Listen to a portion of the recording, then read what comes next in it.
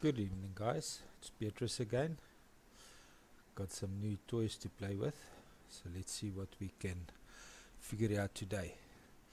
I want to show you the impact of the Mfolozi River flowing into St. Lucia estuary for the past 14 years. But to be able to do that, I needed to get a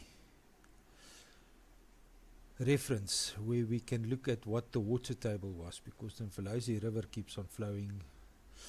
We don't have a set time frame to look at the satellite pictures. We have to look at it over a period of time. So I've located these water pools in the back of between Jabula and Main Beach. So here we can see this is now taken in 2016, as you can see there on the marker. Now I'm going to bring it right down to 2002 so we can see what the water table was 14 years ago.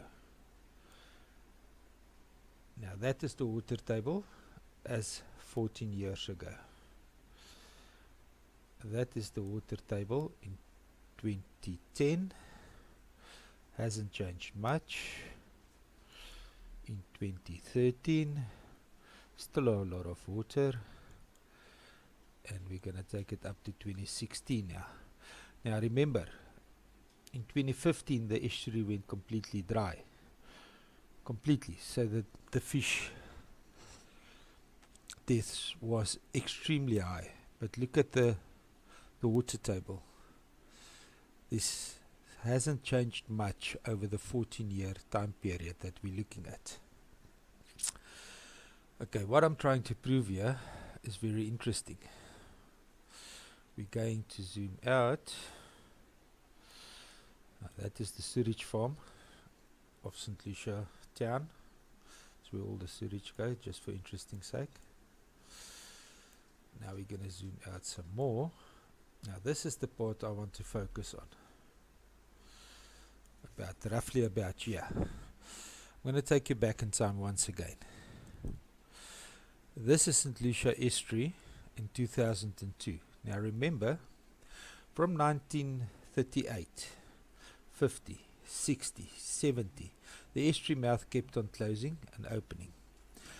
But the sugarcane farmers back in 1950, 60 and 70 started taking the sediment out of St. Lucia system that the Mfolozi River put back into the system that the sugarcane farmers was blamed for. Okay, now this is what we're looking at here. There's the back channels. There's the Mfolozi River flowing into the ocean, and through this segment here connected to St. Lucia estuary. Now in the meantime there was a management plan to cut it off over there. Let's forget about that. What we want to look at is the change of the system here at the bridge. This is boats traveling on the estuary, probably small boats, not the charter boats, the hippo tours that we used to, if we look at the wake that they're traveling in. This is the bridge. Now in my day we could traverse around the back of Honeymoon Bench here with boats. But I wasn't on the estuary since 2000, so I don't know if that was still true in 2002, but you can see the depth of the water flow here. It was deeper than it was around here. Here again it was deeper. You see what I'm getting at? There's the channel running there, running here. You see the channel. Okay. Now look what I'm going to get at here. It's very interesting when you look at it like this. We jump to 2010. The Mfolozi River is flowing into the ocean.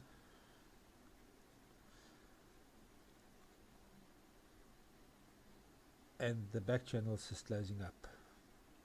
Okay. And we've already got sediment build up here. we've got lots of mud. Yeah, it's got deep channels still running there. Now we jump to 2011, sorry. Now the Mfolozi River was brought closer to the St. Lucia estuary to start with this current management plan. See how the back channels are starting to silt up here. There's no more channel maintenance, no more sediment traps. Everything is starting to silt up. Now we jump to where we're going now, 2013. See, from 2011, in 2 years' time, they brought the Mfolozi River here. This was still the farmers' rights to open it up to the ocean when the back pressure was too much and the cotton farm and the other farm got flooded. But in 2 years, look at this Ushlangu reed growing here. Look at the growth of whatever up in those channels over there.